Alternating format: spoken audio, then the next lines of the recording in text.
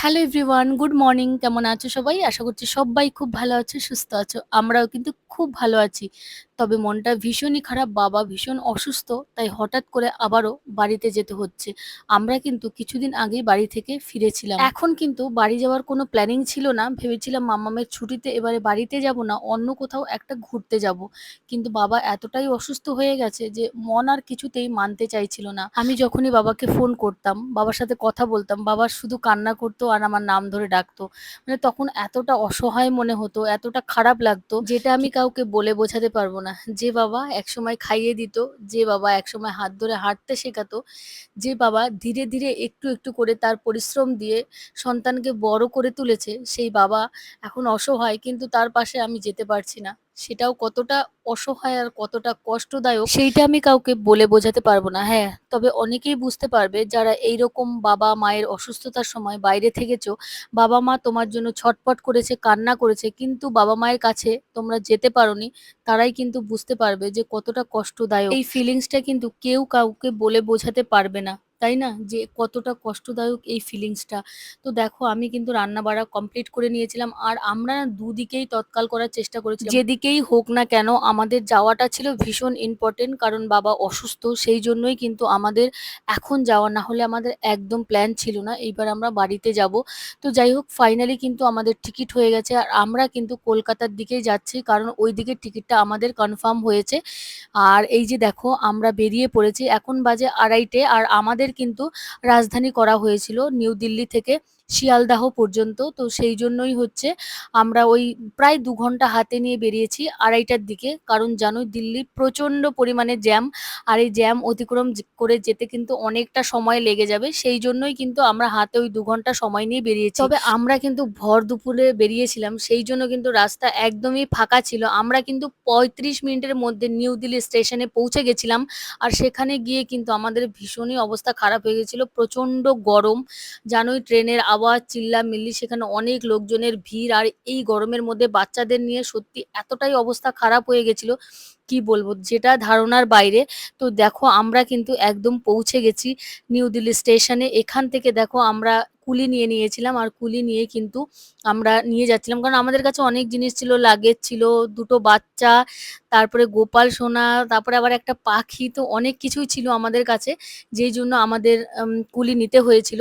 তো যাই হোক, তারপরে এখান থেকে না কুলি নেওয়া সবচেয়ে বড় ইম্পর্টেন্ট না, ব্যাগগুলো মানে সিঁড়ি বয়ে ওপরে তুলতে হবে। তো সিঁড়ি বয়ে ওপরে তোমার দাদার মতো এতগুলো ব্যাগ নিয়ে, বাচ্চা নিয়ে সম্ভব ছিল না, সেই জন্যই। তো তারপর দেখো, আমরা কিন্তু স্টেশনে পৌঁছে গেছি, একদম যেখানে আমরা উঠবো, মানে 6 নাম্বার ছিল আমাদের, B6 হয়তো।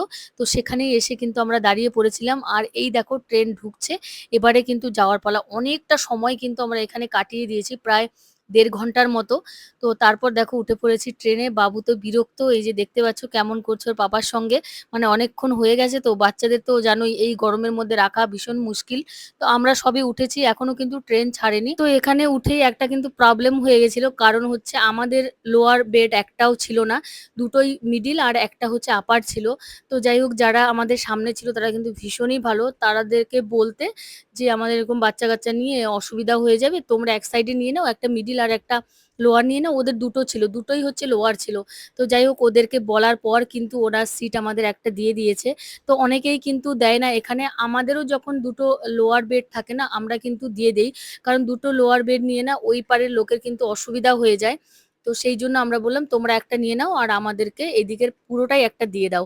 তো যাই হোক, আমাদের কিন্তু ট্রেন থেকে খাবার দিচ্ছিল, মানে আমাদের খাবার ইনক্লুড ছিল টিকিটের সঙ্গে, কিন্তু আমি খাইনি। ওই আমি একটু অন্যরকম টাইপের, মানে ওই বাইরের জিনিস খাওয়া বা একটু ঘেন্না টাইপের এরকম হয়। বাইরের জিনিস আমি খুব কম খাই, তবে খাই যদি ভালো কোনো হোটেল হয় বা দেখি খুব পরিচ্ছন্ন পরিষ্কার জায়গা, তবেই কিন্তু আমি খাই, না হলে কিন্তু একদমই আমি বাইরের খাওয়া দাওয়া আমার একদমই পছন্দ না। রেলের খাবার তো একদমই না, সত্যি কথা বলতে, মানে তরকারিগুলো এমনই বাজে রান্না করে দেয়, ডাল ফালগুলো মানে মুখে দেওয়ার যোগ্য নয়। তো আমি একদমই পছন্দ করি না। তো আমি কিন্তু বাড়ি থেকে খাবার নিয়ে এসেছিলাম, তোমাদের দাদা একটুখানি খেয়েছে আগে। ওই ভাত। তো তারপরে আমি বললাম, "আমি তো ভাত নিয়ে এসেছি, খাবে না?" বলে, "আমি একটুখানি খেয়েছি, তুমি ওখান থেকে দাও।" আর তো যাই হোক আমরা কিন্তু ওটা ফিরিয়ে দিয়েছিলাম। মানে খাবারটা তো নষ্ট করা ঠিক নয়। তো যাই হোক ১ প্লেট নিয়ে ফিরিয়ে দেওয়া হয়েছিল। তবে ট্রেনের ব্রেকফাস্টটা কিন্তু বেশ ভালোই দেয়, খারাপ নয়। যেরকম ডিনার, লাঞ্চ গুলো একদমই আমার অপছন্দ। তরকারি, ডালগুলো একদমই ভালো হয় না, একদম নয়। ডাল তো মানে কি বলবো? যা মানে মুখে দেওয়া যায় না আমার হিসাবে। কিন্তু ব্রেকফাস্ট গুলো ভালো দেয়। ভেজ, নন-ভেজ কিন্তু দুটোই থাকে। একটা হচ্ছে অমলেট দেয় নন-ভেজে, আর ভেজে হচ্ছে কাটলেট দেয়। এই দুটোর পরিবর্তন। তাছাড়া কিন্তু সবকিছু সেমই থাকে। স্যান্ডউইচ, তারপরে একটা হচ্ছে কচুরি থাকে, তারপরে সোনপাপড়ি, জুস এরকম মানে চা এসব দেয় আরকি। তবে একটা কথা, ট্রেনের যে সকালের ব্রেকফাস্টটা সেটা কিন্তু ভালোই দেয়। আর দেখো আমরা কিন্তু শিয়ালদাহে নেমে পড়েছি। এবারে হচ্ছে বাড়ি যাওয়ার পালা। আর আমাদের দেখো গাড়িও করা হয়ে গেছে, গাড়ি এসে গেছে। এবারে সমস্ত লাগেজ লোড করে কিন্তু বেরিয়ে যেতে হবে। এখান থেকে কিন্তু ট্রেনও, লোকাল ট্রেনও যায় আরকি। কিন্তু লোকাল ট্রেনে এই সময়টা ভীষণ ভিড় হবে। আর দেখো হট করে এসি ট্রেন থেকে বেরিয়ে মানে লোকাল ট্রেনে ওঠার এতটা রাস্তা জার্নি করা কিন্তু বাচ্চাদের পক্ষে ভীষণই কঠিন হয়ে যাবে। বাচ্চা কেন বলি, আমিও মানে অসুস্থ হয়ে যাই। এত গরম আমার একদমই সহ্য হয় না। তো সেই জন্যই কিন্তু আমাদের পার্সোনালি গাড়ি করা হয়েছে। তো এই যে দেখো আমরা কিন্তু গাড়িতে উঠে পড়েছি, গাড়ি ছেড়ে দিয়েছে আর বাবুর দিকে যেই ক্যামেরা ধরেছি বাবু কিন্তু দুটো আঙ্গুল দেখাচ্ছে, দেখতেই পাচ্ছ। আর এই জন্যই কিন্তু সবাই হাসতে শুরু করেছে। এবারে কিন্তু আমরা ধীরে ধীরে বাড়ির দিকে পৌঁছে যাচ্ছি। আর প্রায় ২.৫ ঘন্টা জার্নি করার পরে কিন্তু আমরা বাড়ি পৌঁছে গেছি। এই যে গাড়ি দাঁড়িয়ে পড়েছে। তো দেখো মাও কিন্তু চলে এসেছে আমাদের এগিয়ে নিয়ে যাবে বলে। আর আমাদের বাড়ি এখান থেকে ৫০০ মিটার দূরে, মানে সামনেই একদম, গাড়ি যায় না ঘরের সামনে। কারণ সরু রাস্তা, সেই জন্য গাড়ি ঢোকে না। তো আমরা এখানেই নেমে পড়েছি। আর দেখো পাখি দুটো খিদেয় ভীষণ কষ্ট পেয়েছে। কারণ সন্ধ্যেবেলায় আমরা খেতে দিয়েছিলাম, সেটা কিন্তু খায়নি। ভয় পাচ্ছিল হয়তো সেই জন্য। আর দেখো মাম্মাম ফাইনালি কিন্তু আমার কোলে উঠে গেছে। অনেকদিন পর মাম্মামকে দেখেছি। আর হচ্ছে মাম্মাম আর মাম্মামের মাও কিন্তু রাস্তায় চলে গেছিল আমাদের নিতে। অনেকটা দূর এগিয়ে চলে গেছিল। সেই মুহূর্তটা আমি ক্যাপচার করতে পারিনি। আমাদের কিন্তু খাওয়া-দাওয়া কমপ্লিট হয়ে গেছে। এবারে একটু রেস্ট করার পালা। এসে স্নান-টান করে খেয়ে-দেয়ে এই যে তোমাদের সামনে এসে গেছি। আর আমি প্রচণ্ড পরিমাণে মানে অসুস্থ বোধ করি জার্নি করলে, রোদ্রে গেলে, তারপরে বেশিক্ষণ আগুনের কাছে থাকলে আমার কিন্তু শরীরটা ভীষণই খারাপ হয়ে যায়। আমি কিন্তু অনেকটা তেল নিয়ে নিয়েছি মাথায়। এটা কিন্তু ঠান্ডা তেল, নবরত্না বলো, তুলসী বলো, সেই সমস্ত তেল নিয়ে বেশি করে জল নিয়ে কিন্তু আমি মানে ফুল ভোল্টেজ দিয়ে পাখা ছেড়ে তারপরে কিন্তু ঘুমাই। তাহলে একটুখানি আমার শান্তি বোধ মনে হয়, মাথাটা ঠান্ডা হয়। না হলে কিন্তু এই জার্নি-ফার্নি করলে আমি ভীষণ অসুস্থ হয়ে পড়ি। আর সন্ধ্যেবেলায় দেখো তোমাদের দাদা দই, মিষ্টি, তারপরে চাউমিন এগুলো নিয়ে এসেছিল। আসার সময় কিন্তু মিষ্টি-টিষ্টি আনা হয়নি। কারণ তোমাদের দাদা বলছিল, "আর কোথাও দাঁড়াতে হবে না, তাড়াতাড়ি বাড়ি চলো, আর ভালো লাগছে না।" জানোই তো এত দূরের জার্নি ভালো লাগে না। তো সেই জন্য সন্ধ্যেবেলায় গিয়ে সমস্ত কিছু নিয়ে এসে, তো এবারে কিন্তু খাওয়া-দাওয়ার পালা। সবাই বসে পড়েছি খেতে। তো বাই, সবাই ভালো থেকো, সুস্থ থেকো। সকলকে অনেক অনেক ধন্যবাদ ভিডিও দেখার জন্য।